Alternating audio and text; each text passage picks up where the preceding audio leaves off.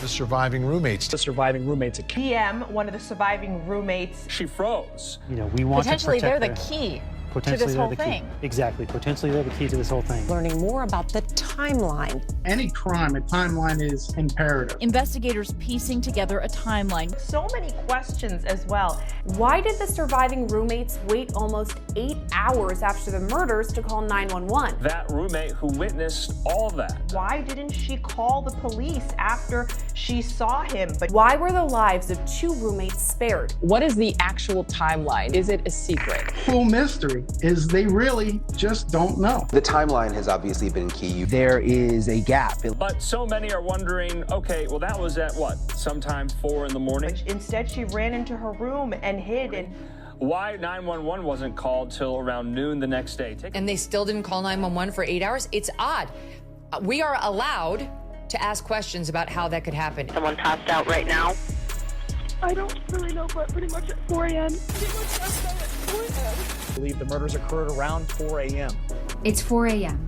The murders took place between 4 a.m. and about 4:25 a.m. And I didn't know what to do. This is at 4 a.m., yes. Ethan Chapin's sister-in-law posted on Reddit that D, which we understand to mean Dylan Mortensen, quote, supposedly called all the girls in the house after crying and screaming stopped, and no one answered. And she still didn't call the police. She goes on, quote, she needs to explain herself and her actions that night. She needs to explain herself and her actions that night. The attacks did not begin at 4 a.m. We were led to believe that the roommates were asleep and attacked around 4 a.m. The same time Dylan reportedly opened her door, saw a man dressed in black look directly at her, and then watched him walk out through the sliding glass door. The story continues that she ran downstairs to Bethany's room, locked the door, and only hours later, nearly 8 hours later, did they finally call the police. But what if I told you that version of events isn't true? Why would investigators and the media lead with that narrative of what happened on the morning of November 13th, 2022? Now, with the gag order lifted and more details coming to light, that story is beginning to unravel. Anytime someone dares to question this case, they're immediately shamed for simply asking genuine questions. And then she saw Xana down post-attack. She said she thought she was passed out, or that Dylan was out of it. I guess I just don't, I still wrestle with how could you hear your roommates screaming and sobbing and see one down and not call sooner? I'm not blaming. I just genuinely am searching. I start the analysis with, this could be my daughter.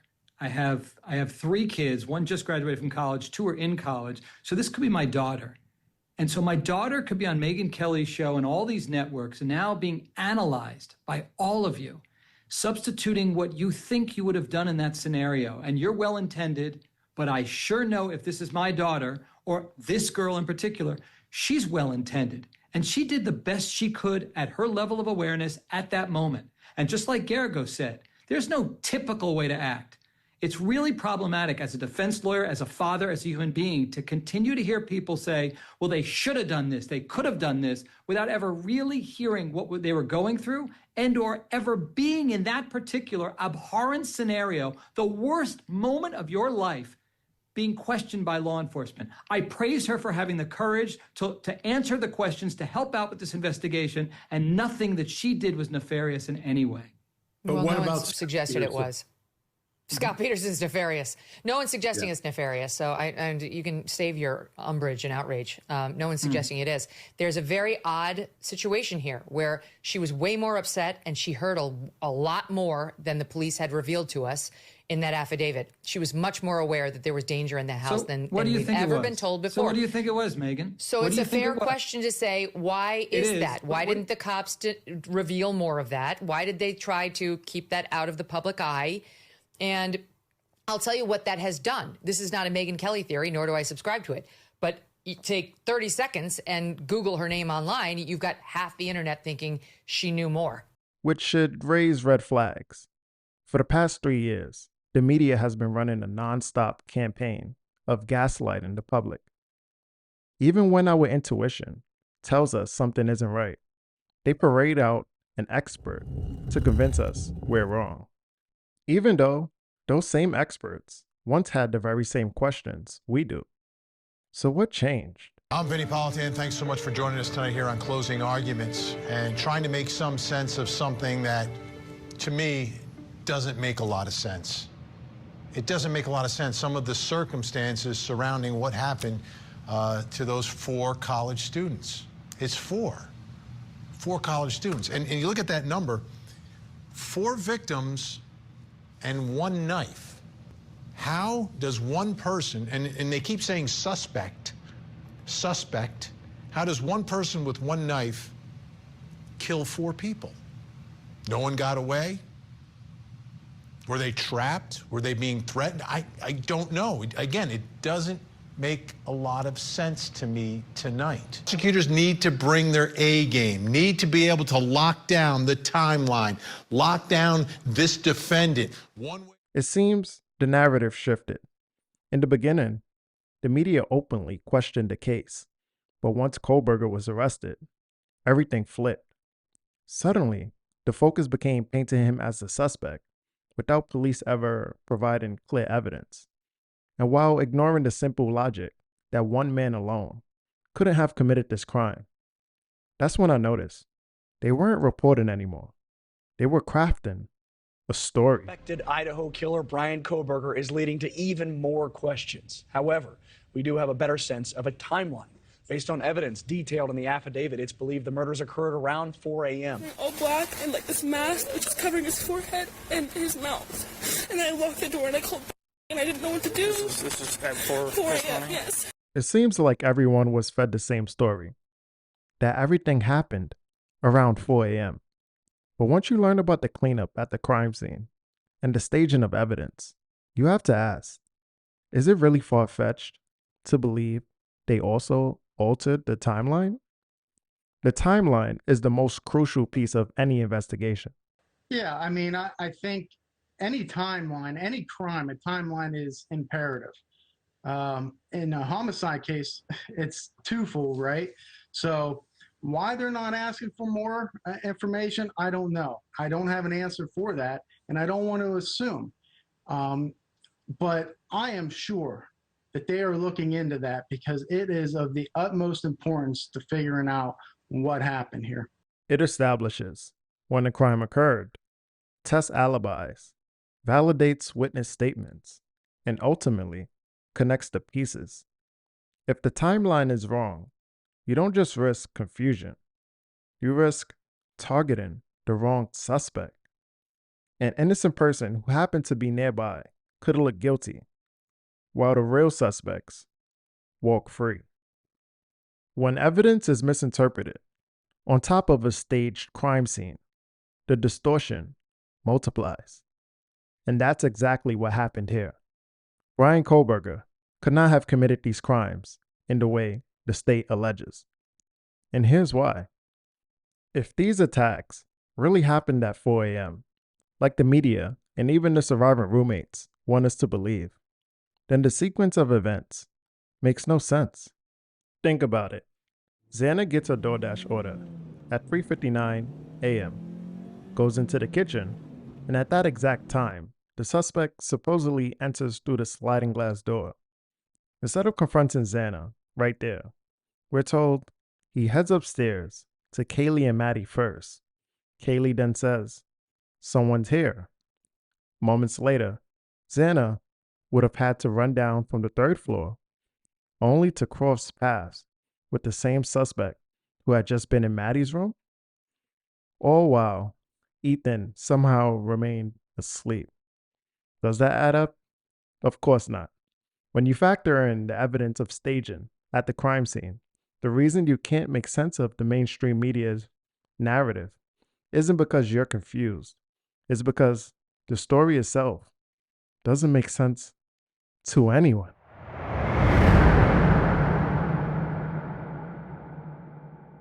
We've been led to believe that everything presented in this case is accurate. But when I went back to examine Dylan's timeline, I couldn't verify her version of events from that night. That alone raises questions about possible tampering with timeframes or even camera footage. For example, we're told the attacks began at 4 a.m. and by 4:17 a.m., Murphy started barking, supposedly because the intruder was in the house, followed by a loud thud.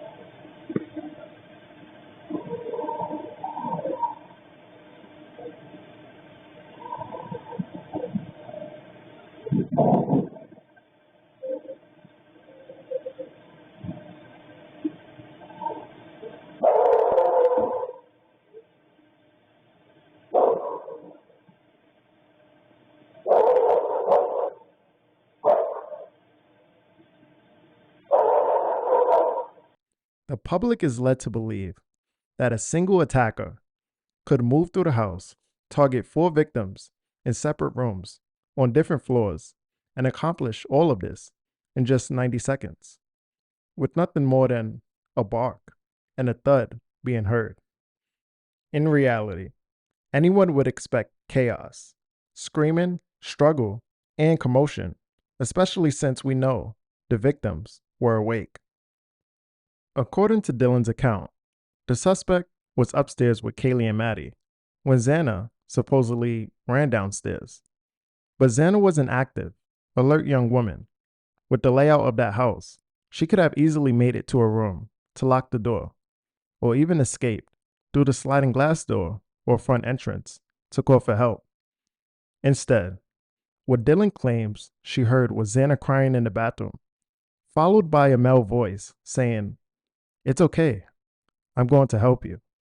The troubling part, none of that is reflected in the camera footage shown to the public. Yet, strangely, the same phrase appears almost word for word in an episode of The Vampire Diaries.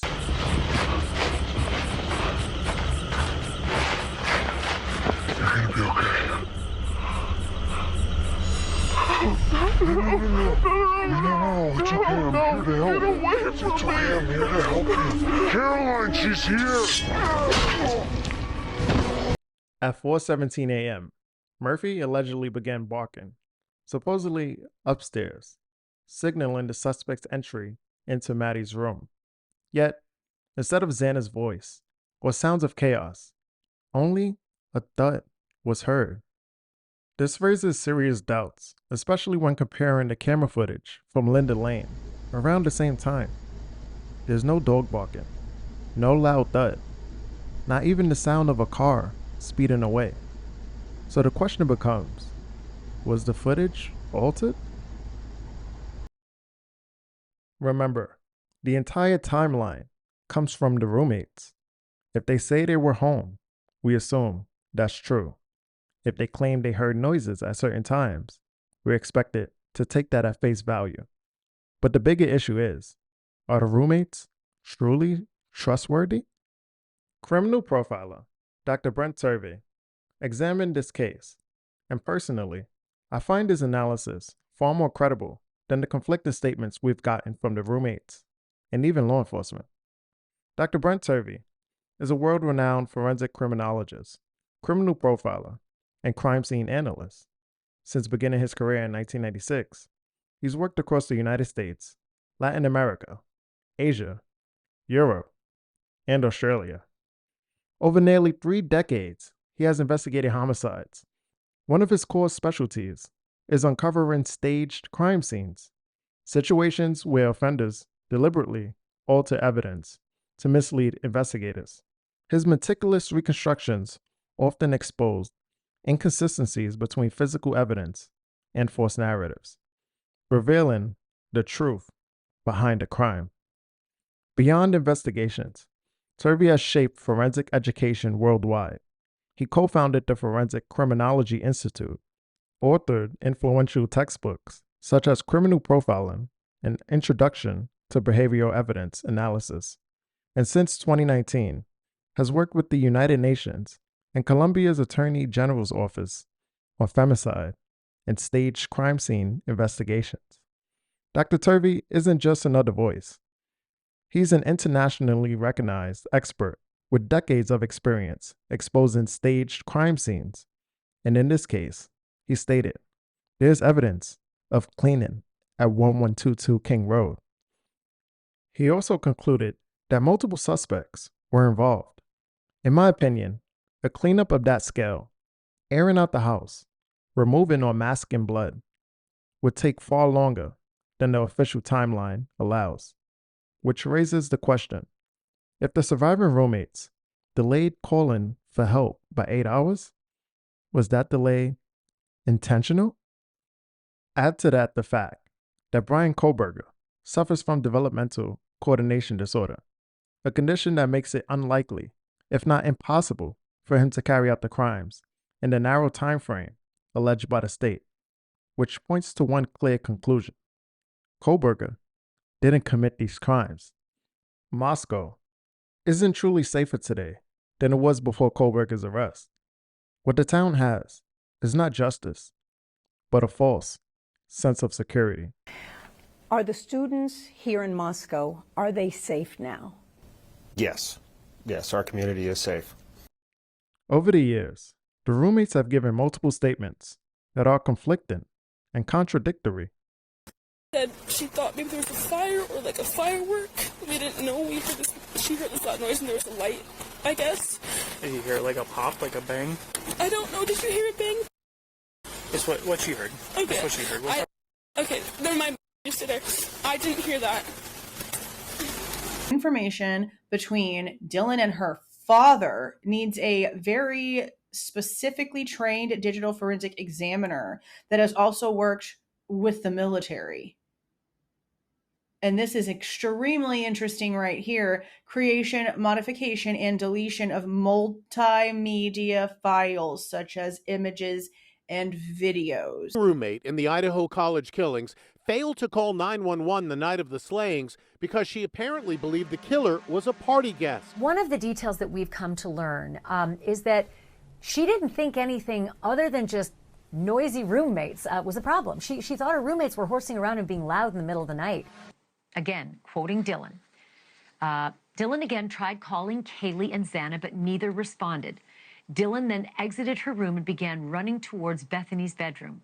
On her way, she noticed Xana lying on the floor of her bedroom with her head towards the wall and her feet towards the door. Dylan thought Xana was drunk. Once Dylan arrived downstairs at Bethany's room, they locked the door and both made additional unanswered calls to the other roommates. It's my body reliving everything over and over again. My nervous system never got the message that it is over, and it won't let me forget what he did to them. That's evidence of someone trying to get their story straight. But if they had simply stuck to the truth of what happened that night, they wouldn't need a story at all. The truth is often stranger than fiction. In our search for it, we face obstacles. But what if the answer has been in front of us all along? What if a key detail in the grub truck video could reveal the real timeline and lead us to the truth?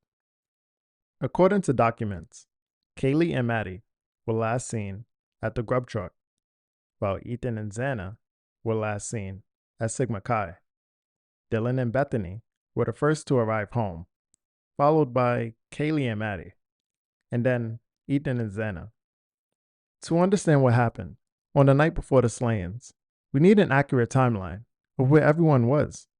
Supposedly, The last picture taken was right before the roommates went to bed, around 6 p.m., after attending a party at the Whites to get ready for another party later that night, around 8 p.m.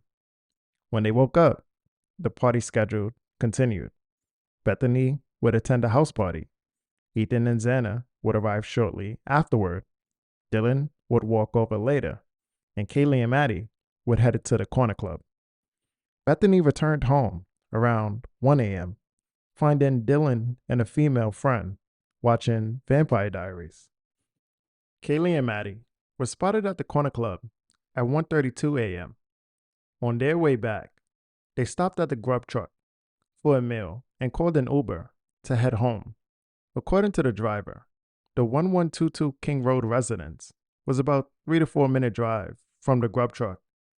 They picked up their food at 1:51 a.m., meaning they would have arrived home around 1:55 a.m.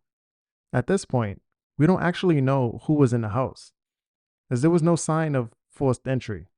The suspects could very well have been inside, waiting for the roommates to return in order to ambush them.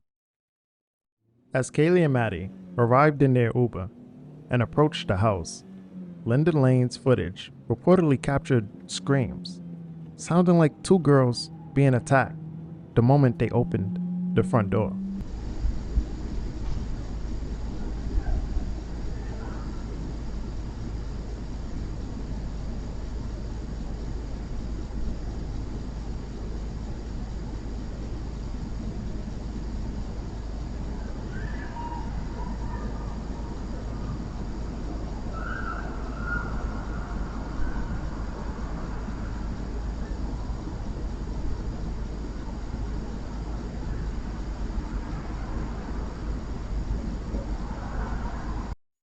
Could the suspects have been lying in wait inside the house, anticipating the roommate's return? Police have reiterated that this appears to be a targeted attack with no signs of forced entry into the home. According to Dr. Turvey, the suspects had a coordinated plan. I believe the home was already occupied, with the perpetrators in position before the roommates arrived. About 20 minutes later, when Ethan and Xana supposedly returned home, Linda Lane's footage reportedly captured a male and a female voice.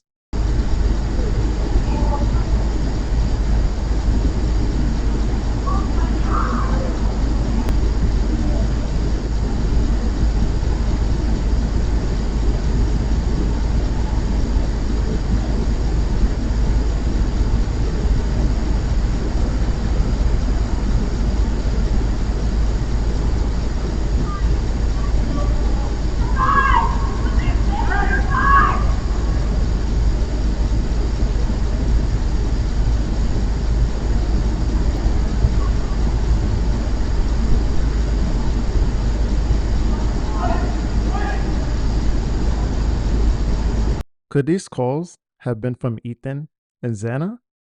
The suspects clearly had intent to stage the crime scene. But if not, how do we explain blood in areas beyond the bedrooms? There was a single latent bloody footprint near Dylan's door, blood in the kitchen, and spots on the first floor near the stairs. Even more chilling, Kaylee's phone called Jack multiple times between 2:40 a.m. and 3 a.m. Maddie's phone also called him, which Jack said was highly unusual. Shortly afterward, he received a text to come to the house to retrieve a vape pen, all around 3 a.m. Were the suspects trying to lure Jack to the house? Or were they trying to frame him? Jack Decor was rumored to drive a white vehicle, and police claimed a white Honda Elantra was seen speeding away from the crime scene. Had he arrived at the house, he would have immediately been on police radar as a suspect. However, Jack was allegedly sleeping during these calls and didn't respond. If Kaylee and Maddie had already been ambushed, this raises a chilling possibility. Jack wasn't called on their behalf. He may have been contacted by the suspects themselves. There was no proof of life for Xana either, and law enforcement's handling of her DoorDash order raises suspicions. They claimed Xana received an order at 3:59 a.m., but the evidence sent to Ann Taylor shows that DoorDash only had records for Ethan, not Xana. Even more suspicious, law enforcement went ahead and redacted a name from the bag in one photo. If it was Xana's name, why would they need to redact it? Sources also stated that Xana's DoorDash order was contactless. It's 4 a.m. According to the affidavit, Xana receives a DoorDash delivery. And a source tells ABC News that the delivery is contactless and the order is left at the front door. Could that be a coincidence? When facts are mixed in with coincidences, it's worth questioning them. Xana's body was cremated, so we may never know if she actually ate the DoorDash order. Given the circumstances of this case, I would bet she didn't. She may have never actually placed that order.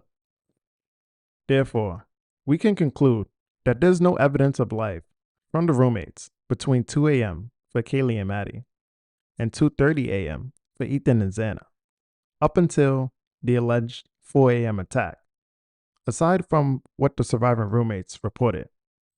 So much emphasis has been placed on the official timeline, yet after knowing there was a cleanup, it's not far-fetched to believe the crime may have occurred at different times than we've been told. What makes it even worse is the chilling reality that the bodies may have been lying there for over 10 hours overnight. What happened inside that home was sinister, but what's even more sinister is the way the roommates and the law enforcement have handled this case. Evidence tampering and cleaning up a crime scene are textbook ways to botch an investigation. In Dylan's interview with Idaho State Police, she stated that when Hunter came over, they saw Xana, but Dylan also admitted Hunter really saw something, and she knew something was wrong. So why then did they wait until later to call 911? If Hunter actually saw Xana, why did the 911 call make it seem like no one had seen them? On the call, Hunter says Ethan and Xana, as if they were just sleeping, even telling others to get out. But if he had already seen them, why stage a performance for the 911 dispatcher? Can I just tell you what happened pretty much? What is going on currently? Is someone passed out right now? I don't really know, but pretty much at 4 a.m. Okay, I need to know what's going on right now if someone is passed out. Can you find that out? Yeah, I'll come. Come on, Bethany, you gotta go check. But we have to.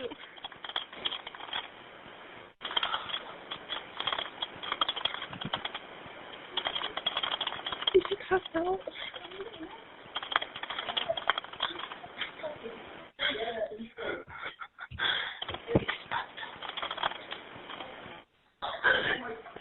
She's passed out. What's wrong?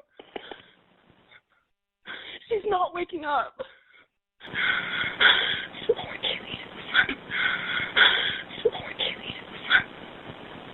Get out. Okay. It seems clear they are sticking to a narrative designed to prevent the truth from being pieced together. Notice how Hunter is present in almost every single body cam clip. He doesn't even live there, yet we see him more often than the actual roommates in their own home. During Kaylee's body cam, Hunter steps outside to eavesdrop. During the noise complaint, he answers the door and lies to police. And on the crime scene body cam footage, he's once again called over before police officially arrive, guiding them through the house. Who is Hunter? Why is he always around? He lied to police once. Could he lie again? One thing is certain. We see patterns, and we will uncover the truth. To the public. I accept that, but I think they didn't put it in there because it doesn't make Dylan look very good. Because they knew that people would say she heard screaming, she heard sobbing, and she saw Xana Kernodle down on the floor. She was scared enough, and then she laid eyes on an intruder. She was scared enough to run to the other roommate's room, and they still didn't call 911 for 8 hours. It's odd. We are allowed to ask questions about how that could happen. They want us to believe the 4 a.m. timeline, that the roommates were asleep when the attack happened. But ask yourself, why are they pushing this narrative so hard when the evidence points elsewhere? The truth is, the story was crafted inside that house. By placing the bodies in bed, they could sell the idea that the victims were attacked in their sleep. But that story doesn't add up. And now, it started to fall apart.